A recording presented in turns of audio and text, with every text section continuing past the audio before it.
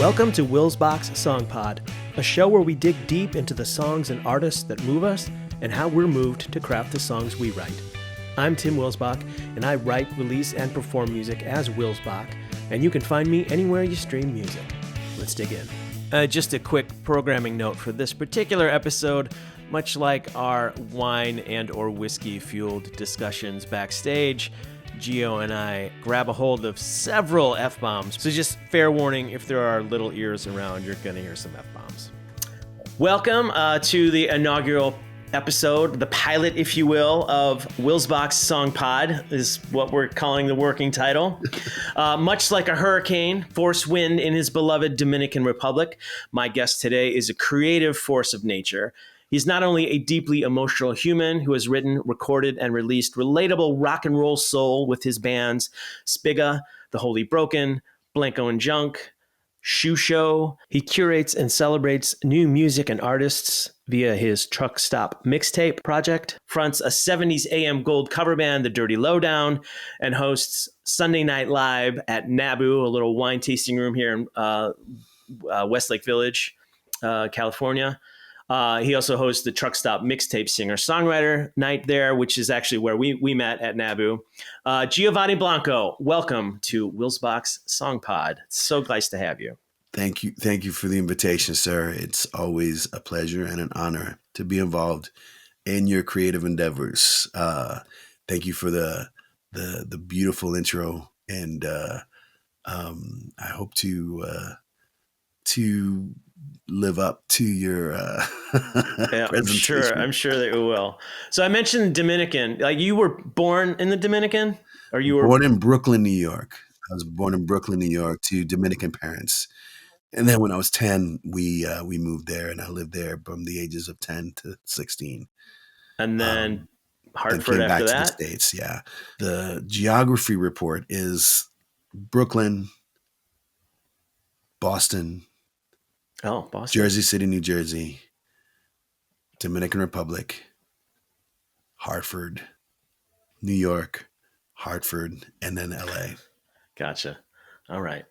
And now that seems like you've been in LA for a while. So I've lived in LA more home than any other place combined. Yeah. So that's like Gotcha. my second half of my life. All right. So the first band I want to talk about is The Holy Broken. Yes. Well, the name The Holy Broken came from a book called The Holy and the Broken. That's about the song. It's about the influence of the song Hallelujah, and how Leonard Cohen's version and what's that amazing guy who fucking died? Jeff Buckley, how those versions, like the differences in how it's become an anthem in this country for many things that had nothing to do with what the song's about. Right. It's a very interesting book, but the spine itself, the book was called The Holy and the Broken, but for some reason, the two words that were big were holy and broken. Yeah. And when I saw those two words together, I'm like, that's just, No, it's a great name. So I put an ad out in Craigslist. I put a picture of the J. Giles band in the 70s, which was like that. 6-7 guys who they're all dressed like pimps, and they're all crazy, and white dudes from Boston and shit like that. And I don't know. To me, it was just like, this is like in my mind. I see this picture, and crazy long description. And I had many people respond, and mainly the responses were like, "Yeah, I don't understand this. I don't know about it." Yeah, and Craigslist is a crazy place. Yes, man. You open that door, and it's like. But then one of the responses was like, "I like this idea. Can you please give me a call?" But I didn't call right away. Obviously, you have your filtering process of how you're dealing with Craigslist. I was just like, I saw the number, and I'm like, okay, what's the area code? Where is this person calling from? Yeah. But 5 minutes later, I got another email from that same person, and it was just like, wait a minute. It said, wait a minute, is this Gio? And I'm like, oh no, you tracked me down. How did you get this number? It was Scott Persico. Yeah. Who had said, after rereading it, I just thought, this is the only person that talks like this. That the way, it had to be Gio. And Sorry, getting a call. Do you? I'm sorry. Do you still have a landline? Is that Yes, what I I'm do. hearing? Yes, I do. Wow. I live in Topanga. You are true. Okay, I mean so you don't get cell. The Is that what reception you're here saying? is horrible. Gotcha. So you So have it's to have a like, landline. to live with a I just thought it was maybe part of just your 70s kind of aesthetic yeah, that yeah. you're going. And It I'm is picturing like an olive green like handset with the curly cord with the ring. rotary. So Scott Persico, who's an amazing guitarist, by the way, I was listening to some Holy Broken yesterday, and just he's so good. And it's funny story about him. Just a little sidetrack. Yeah. He plays those PRS guitars. He's got that awesome tone, and he's a great player. I have my own personal Scott Persico that Yeah. I don't have him as much because he lives in Indianapolis. But he's the guy that basically produced, recorded, mixed, and mastered my first Wils Bach record, Indianapolis. But he's my Scott Persico, amazing guitar player. His tone is fantastic. Anyway, so when I first met him and talked with him, I'm like, oh, I know you. I don't know you, but I know who you are because I know Yeah. that person. Anyway, Scott Persico, he's emailing you. He found you. So How did you yeah, get so this is approximately 6 months after we had jammed together in his blues band. Gotcha. So I called him. It's like I told him the situation. I explained it to him. I'm like, look, I want to write some songs. I want to put a band together. And he's like, I'm willing to, like, I've got ideas, and he started sending me, he sent me a couple of song ideas, whatever. And the first thing he sent me, I loved immediately. And it was just 2 parts. What did that end up being a song? What song was that? That was a party. Oh, okay. I love that song. Yeah. And it was just like a 4-chord progression. And then the other one was just like, using some of the same chords, doing a different thing, right? Yeah. I took the 2 ideas, right, and I just started arranging this thing. I found a drum beat that I liked, and I just so what he stretched sent things you out. was just guitar. He And just he sent just you sent me guitar. like a guitar idea, like from an iPhone kind of recording. Okay, gotcha. And I laid out this song, like this song idea, and that was a party was in my head. I started singing, and the melody that the song became is the melody that I sang that first time. And I sent it back to Scott, and he fucking freaked out. He was just like, did it just happen in the last couple of hours? I'm like, yeah. I'm like, this is like, I'm loving this. Yeah. And it's like, okay, let's get together. And we started jamming and we started writing songs, and I called a week later, the Burbank bar. The Burbank bar. And she said, yeah, why don't you take this day and whatever. And we took a residency. We played the first one, and it was so much fun. And I said, look, here's what's going to happen. We're going to do this every month. And every month, if we can't come up with a song to play, a new song that we've written, we're not playing. I love that.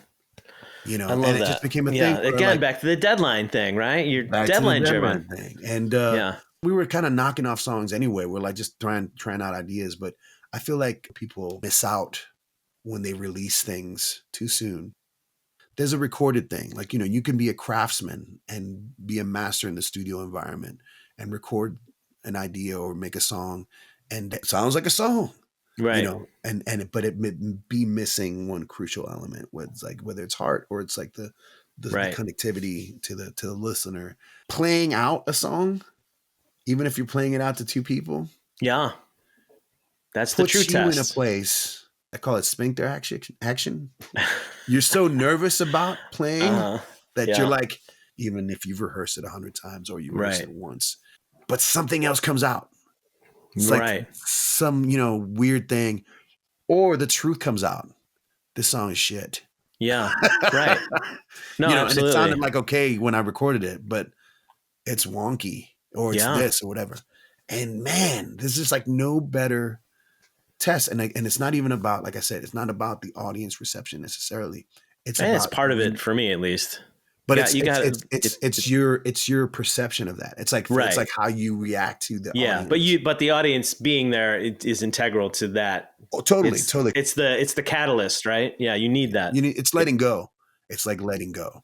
Right. And that's when okay, this line didn't work, or right. it needs a solo, it needs this or whatever. I mean, we talk about, we use that word release, like, release this song, right? And, you recorded it in the studio and you got it pristine and you got, the hand claps exactly where they need to be. And the guitar is on the right channel and this one's over here and it's perfect and pristine. And I released it into the world. And then you don't ever get to see how people react to that. But when you're playing it, like you're saying, when you're playing it live, you literally are releasing it into the air and into the ear holes of the people who are assembled in a sports bar in Burbank. And they either are going to look at you with passive indifference or they're going to connect to it in some way. But yeah, that's super important to like get out and literally release your song into the world and have it bounce back at you and figure out what's working, what isn't. It's crucial. Right. Because so you use that Burbank residency to kind of shape the Holy Broken songs. Is that to have a reason to keep a band going almost. Gotcha. Let's go back to that first song from the Holy Broken that Scott sent you. That's definitely one that I wanted to talk about. That was a party. So tell me about the lyric on that one, because that one to me sounds like a very specific time period in Gio's life. Is that like a high school Hartford kind of thing, or is it fictional? Is it real? Is it a mix? Like tell me about it. It's all real. Look at the lyrics. For me, I'm a big Prince fan and ridiculously big Prince fan. Yeah. When I got the song from Scott, it was December of 2015. Okay. And I had that was a party melody and we played it out even and I just sang nonsense. But when Prince died 4 months later, and we had played the song a couple of times at that point, but when he died, instantly I knew what the song was about and the lyrics came out like right away. But I had, the road was already paved. Right. It was already like I knew the turns, I knew so everything came out. And so in that song, the first verse is when I really discovered, the first time I discovered Prince. And then the second verse is when I was having sort of communal experiences around Prince, where like it was a group of friends that we would just go do crazy things and have fun and get high or get loose and with Prince in the background. And the third verse is about how I can't believe that he's gone. Baby bro's a year younger than me, and I'm tripping on the side of the teen, and the girls look the same but much older. Purple rain in the VCR, and by the end we're all a star, and we are all a little bit bolder. Yeah, that was a party. That was a party. I remember the times when we were mad. That was a party. That was a party. That was a party. I remember the times when we were bad. That was a party. We were blessed, we were stoned, all together, all alone. There's clearly a story that is relatable in the verse, and then the chorus is the gospel of just the general, that was a party, that was such a good time of my life, of whatever. It's super relatable. Your vocals on that are incredible, and like I love that song, and the guitar work is great. So that started as just a little piece that Scott sent you that you kind of produced in GarageBand of all recording softwares. And then what a lot of people do these days is they do that thing you're talking about. They have the track and then they just let it roll and repeat, and you sing nonsense until your subconscious goes, wait, what was that? What was that I just put in there? And then you kind of keep massaging it. You, instead of doing that in GarageBand or Logic or whatever, you're doing that once a month at the Park Bar. Or rehearsals. Live. We would record or rehearsals or whatever. Yeah. So it's the same kind of thing, but I've always written songs that way, and part of that, lyrics that way. The first band that I was ever in when I came back to the States was a band called Meaningful Mindlessness in high school. This band was all improvisational. So they would pick a few chords and go down this road. Yeah. We would have to like improvise melody, improvise parts. It's like one thing for you to like listen to like a demo recording over and over. It's another when you got live drums behind you, when you've got like something, and it's like, as long as you're in key, as long as you're like with the groove, you can do anything. And that short-lived band, which is only like maybe like a year in high school, it was so crucial for the rest of my life because I'm not afraid of that. Okay. Just start saying whatever comes to mind, you know? Yeah. And because it's all it is. It's just words. Right. You know, and like, and I say this, people's like, well, it's got to mean something. I'm like, you know what? It does. But how many times have you thought a song meant something and then you heard an interview with the writer and they go, oh, the song is about this. And you go like, what? Yeah, right. So, I mean, that's a good song, right? It leaves that space for the audience member to fill it in and have that emotional connection. And it's just enough of a shape to be like, hey, it's a Rorschach test almost, right? It completely is. And that's why the first thing needs to be the vibe, because that's the door that opens.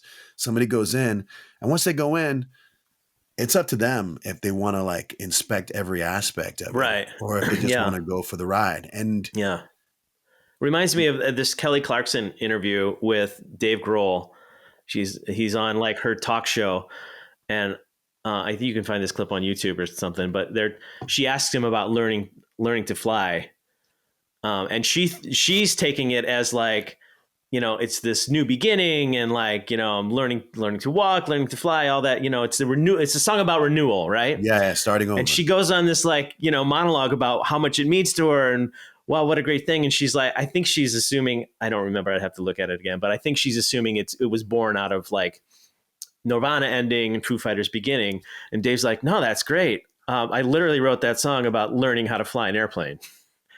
So it's like what you're saying. But that's what makes to me, that's what makes a really great song is something relatable that you can grab onto as a listener, but you can fill it in. You know, it's almost like one of those coloring books where, you know, it's the outline of the picture, but you've got the box of crayons and you can make it abstract, or you can make it look exactly like the thing, or you can make it weird. You can draw a mustache on it. Or whatever. Yeah, exactly. Yeah, no, it's as a person who creates or builds anything, craft is always in the picture. Craft is always there. Yeah. You know, you mentioned Dave Grohl, which is why I thought of it. Like Dave Grohl for me is like, he's a craftsman, right? But and a master at that, at what he does. But I know that initially where he comes from is always gut. Yeah. Because all his songs, that no matter how repetitious he may be in his style, or like similar, like he does a certain thing, right? It's still like the edge that we were talking about, the sort of like, I'm just gonna push it to like wherever, like, you know, whatever the red pops up spiritually. Yeah. Right. I just like, you know, and I always feel that from him. Yeah.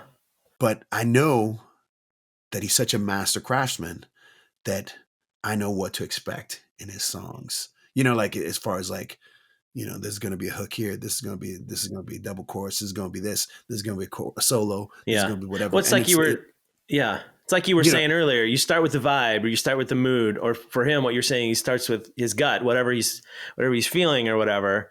And you get that emotion, right? Get that emotion out again. Let's throw on the other side of the speaker. But then, your craftsman, you know, it's like you're walking along the beach and you find this great, you know, log just rolled up on the beach. Say dead body, but dead body. No, that's a different podcast. Different podcast. That's the murder. There's a lot of murder ones. This is one about songs. We don't need to add to that. Yeah. I just found your title, by the way. You did what? I just found the title for your podcast. No murders in this building. No. That's hilarious.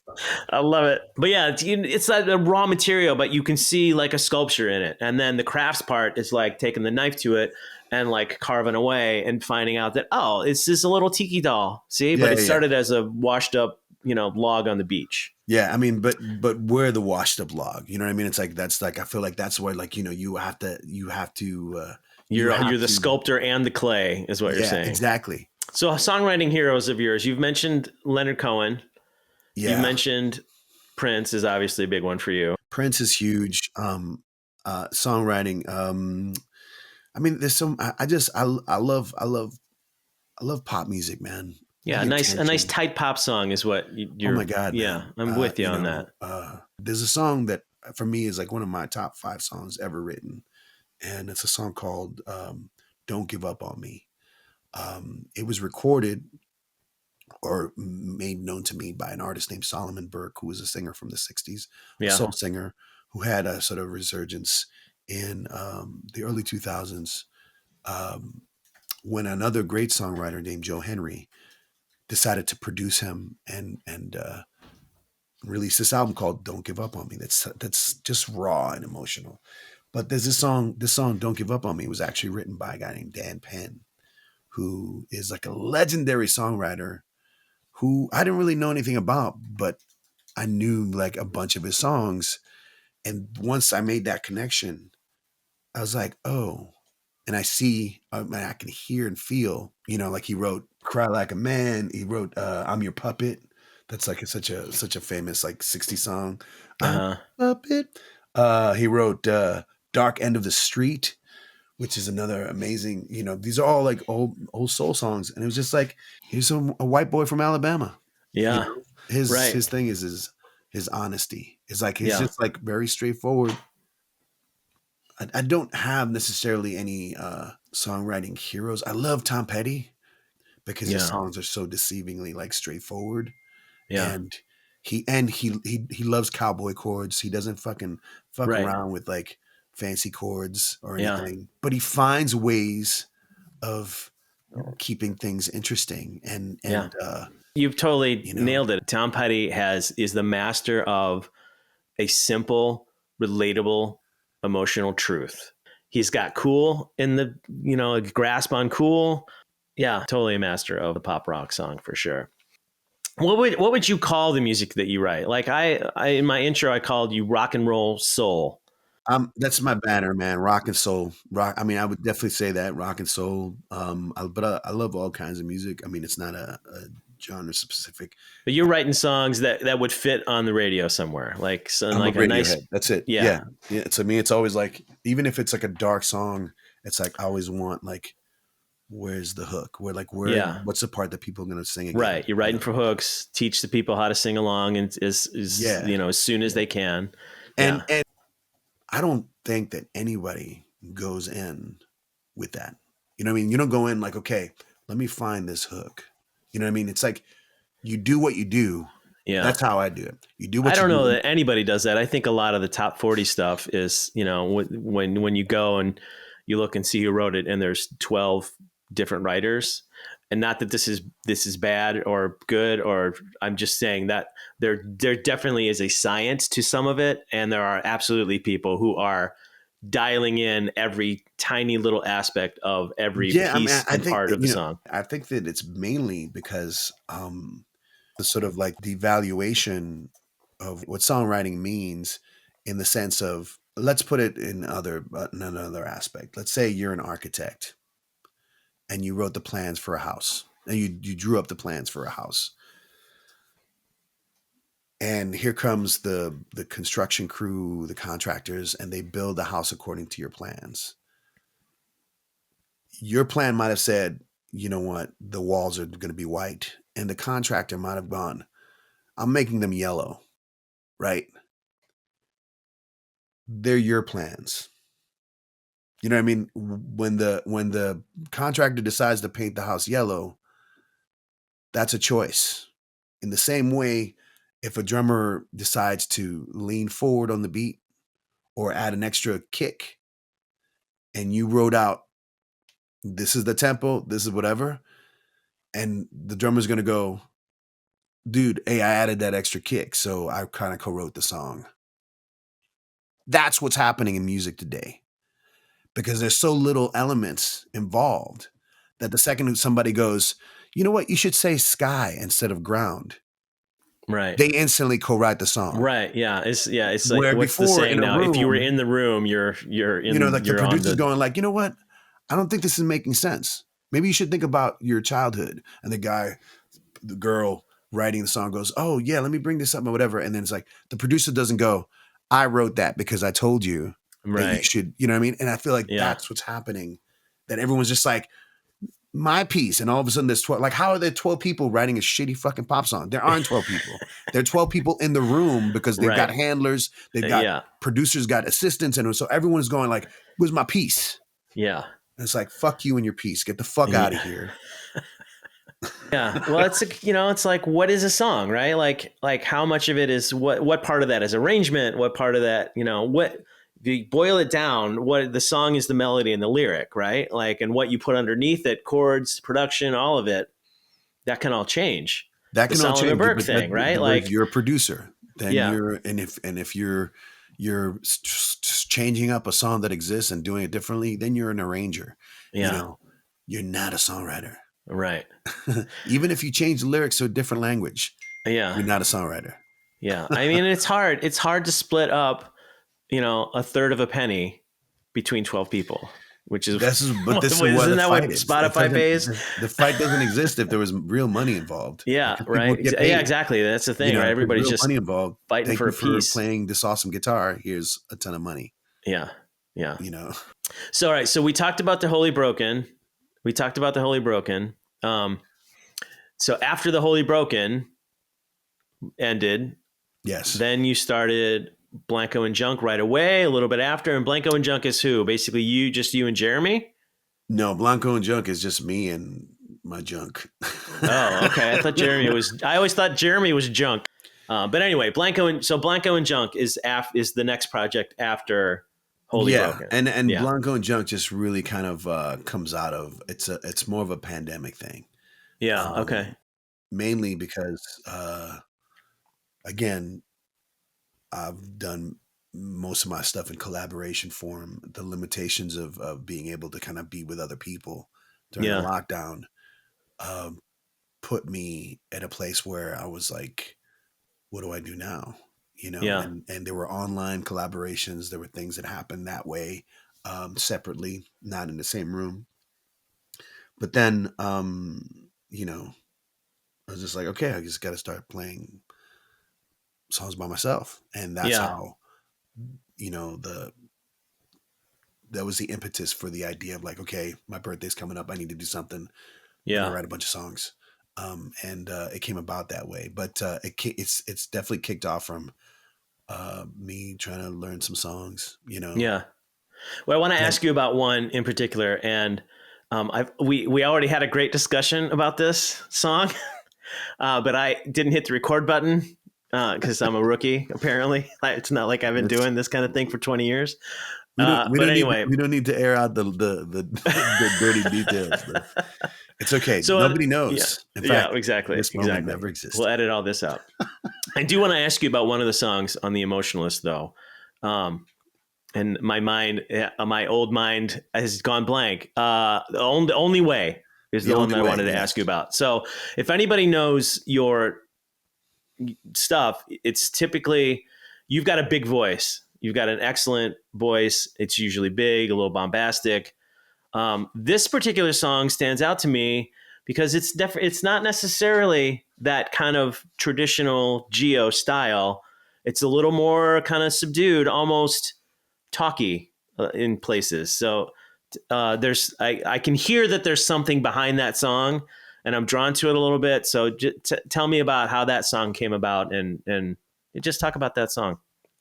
Yes, the initially the musical element of it came from me trying to learn the song "Everybody Knows" by Leonard Cohen. I was just trying to find a playing style, and somehow I found different chords that I was digging, and I came up with this thing. It was just like, oh, okay, cool. But then when I tried to sing on top of it, because of the chords that I chose and where I wanted to go, I felt like I couldn't go high. So I had to kind of talk it. I was already in Leonard Cohen land. But lyrically, the song was partially inspired by the idea behind a phrase that I always like to repeat, which is a song from Sammy Hagar.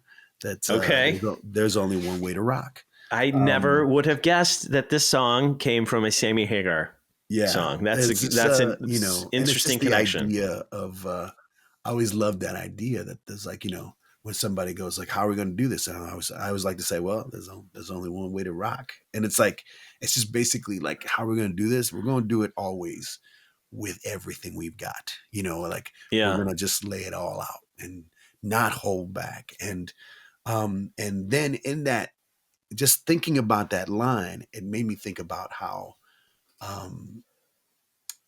that's the same way to kind of like find a truth or push through something difficult. You can't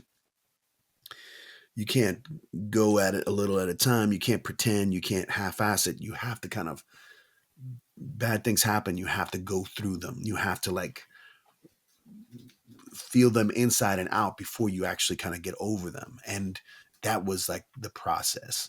So as I was writing lyrics, as I was doing the melody, and this is one of those rare songs where the lyrics and the melody were kind of coming together at the same time, as opposed to a song that I live with, because in this, a lot of the emotionalist stuff I wrote within, not all of it, like I wrote like 14, 15 songs in 10 days, and they were all, I was writing them. Like, I wasn't like, oh, here's the melody and let me just live with this for a little bit and come back to it.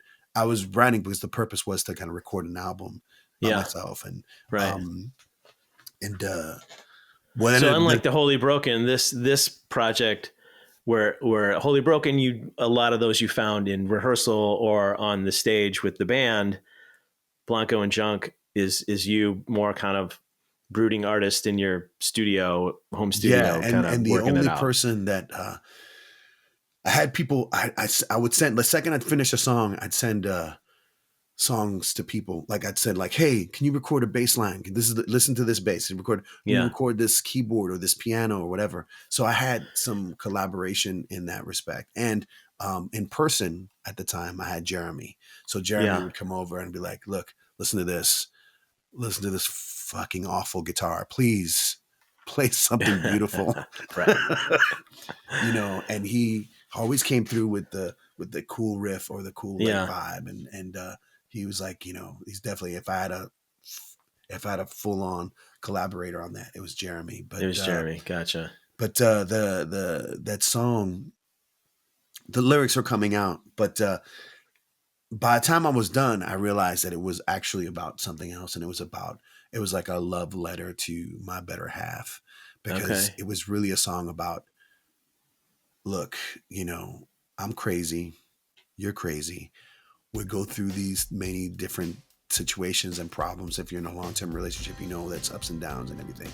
But the key is not to give up on each other and just to hold on to each other. The only way to get over is through.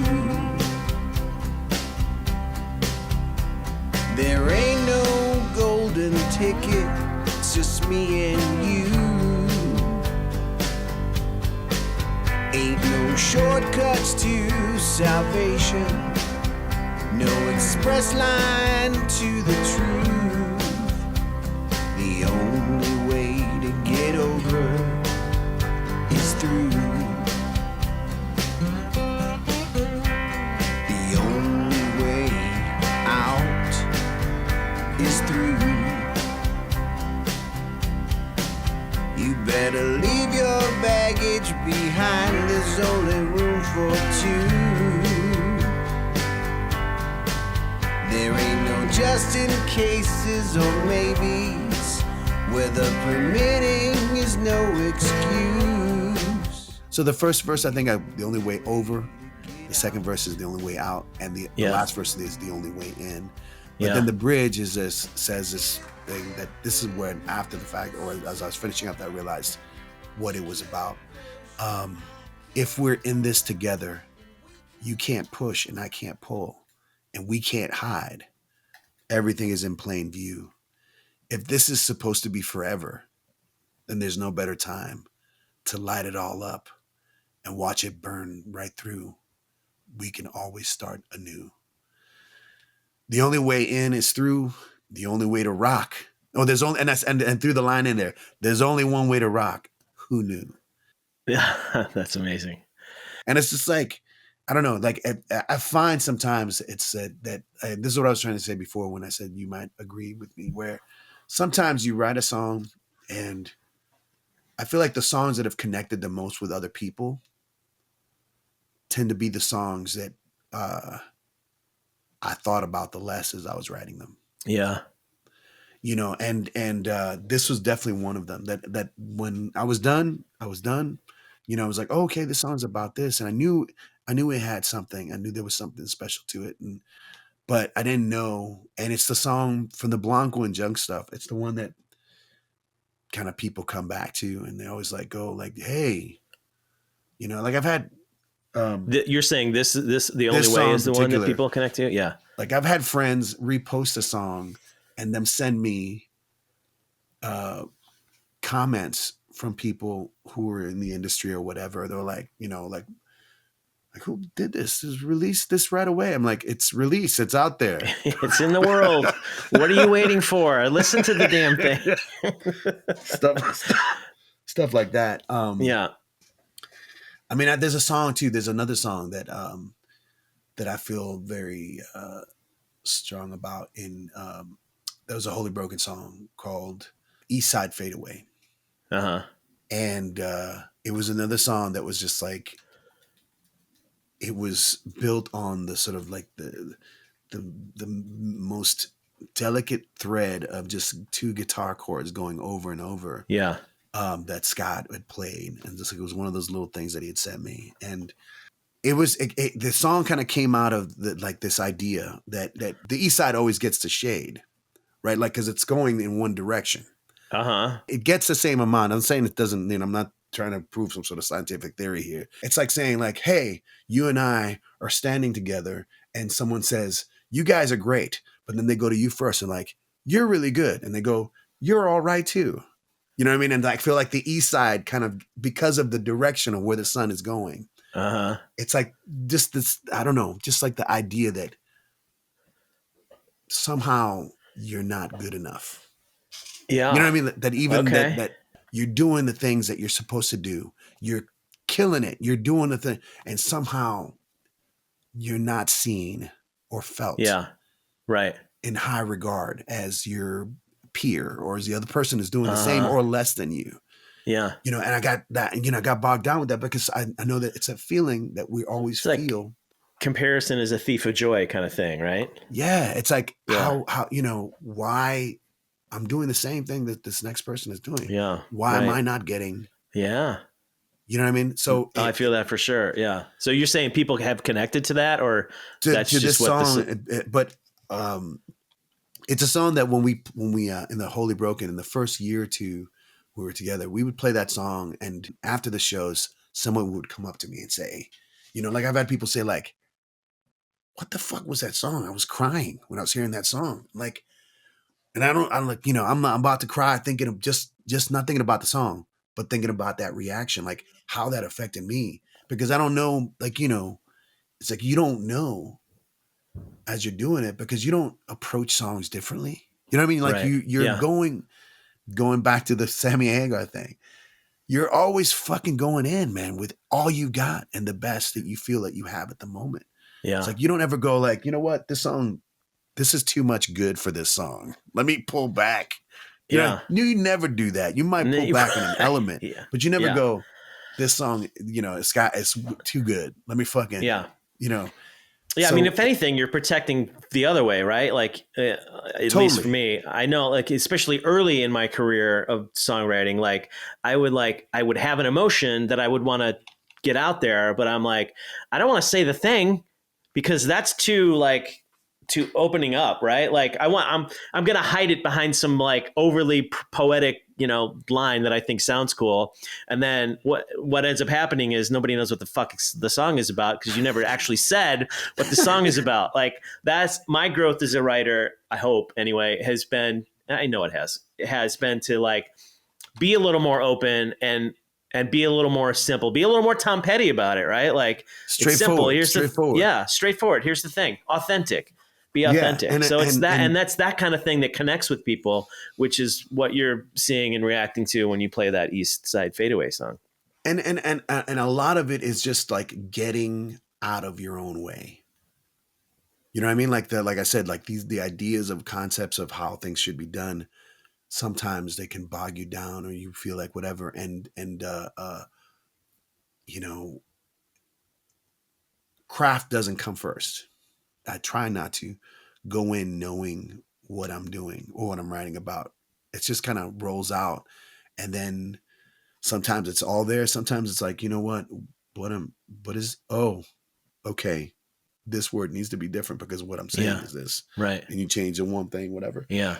It's like, what's that saying? Write drunk, edit sober. Right. Right. That's right. Like write that fucking first draft completely. Yeah. Just get it out there. Get it on the page. Yeah. Yeah. But the last verse of the song for me, like revealed to me why maybe these things weren't happening to me. And it's not that they're not happening because we all get accolades. We all get those moments where people are like appreciating what we do. And that's the truth. But sometimes you don't feel that way. And when you don't feel that way, it's because you're looking for the wrong thing. Yeah. It's because you're looking for that, and you shouldn't be looking for that. You should never be looking for, someone to pat you on the back. You should never be looking for approval for your own self-expression. You know what I mean? You should just be doing it and look for hopefully a connection, but not like somebody going like, that was cool. I broke your heart 2 times or maybe 3 because I thought you would stay. I convinced myself I was stone when I knew deep down inside I was just clay.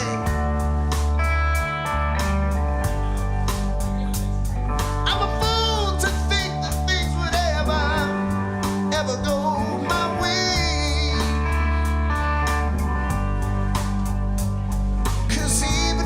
Shared the spotlight, all I got was shade of an East Side fadeaway. To me, it's because the second you try to fucking manipulate that in a way that if you're looking for honest outcome for anything, you have to go in honest. You can't go in like, let me manipulate this so it gets this sort of like, let me push this button in a way so it does this. You get out what you put in, period. And that sounds as simple as fuck. But I don't know. That was my realization for this song. But anyway, the another thing that I wanted to say about this song is that as you know, during the lockdown, I had this thing called Truckstop Mixtape, the weekly live stream I was doing. I called it that, where I was just sharing music from all the people that I knew and friends of friends online that were making music and doing things in the lockdown, were being creative. And I was just sharing that. And there was this one artist and a singer named Frank Watkinson in the UK, who I fell in love with. And he was just doing covers of songs, and he would just turn any song into the most depressing song ever in the best way possible. Yeah. And I interviewed him and whatever, and he asked me about that song, and he fucking covered it. And like this guy just fucking took the song and like destroyed it, like just made it his own. What a great compliment. Yeah. And it's one of those things that, when we as songwriters, we do these things, we put these things out, or anybody creative put things out, is that you really just want not only for it to be a connection to somebody else, or somebody to find something in it, maybe something of their own experience to add to it, but ideally you want to feel like somebody else has it, like, or like it's like, or it's part of the world, or it's alive and doing well. It had enough in it for it to flourish on its own, because so many of the things that we do just like come out in a thud and just like drop and disappear. Yeah. You know what I mean? So it's like, and I'm not saying it's a fame thing. Like I said, it's just one person. Yeah. Well, you have definitely affected more than just one person. And specifically our little community, but I think through your Truckstop Mixtape, it's even bigger than that.